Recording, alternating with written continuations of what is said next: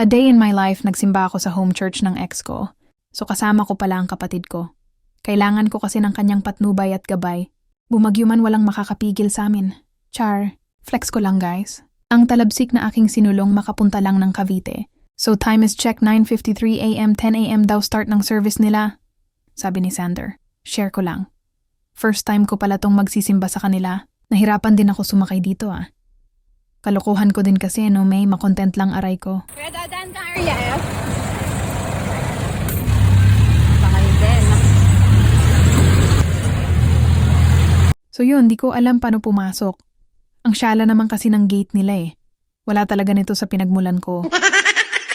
So mainit na kaya call a friend ako, kinakabahan ako.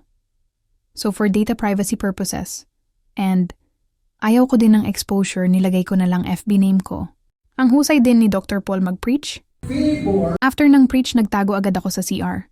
Paano ba naman na-realize ko napakapapansin ko naman? Pero ito talaga ang nakakapansin. Nakakatuwa si nanay panoorin mag-worship song. Meron tayong bisita, si Mama Leslie. Gusto ko nang lamunin ng lupa niyan eh. Na-invite ni Ate Abby meron. So, yun no? Ayun, si Ate. Ayun no? So, welcome po no? Next week, aray. Makasabay namin kayo dito sa... Laki na niya dati hanggang balikat ko lang siya. Ngayon ako na yung hanggang balikat niya lang.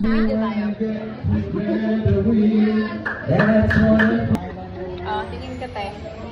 Happy birthday to you. Tapos na. Ay, tapos na pala. Si John, di ako in-invite si John. Hindi mo nag-invite. Pumunta ka nga eh. Wala ako doon. Ako? Hindi mo ko in-invite. Doon ka. Ba't pumunta siya? Pumunta ka ba doon? Punta ka na pero di ako invited. Oo.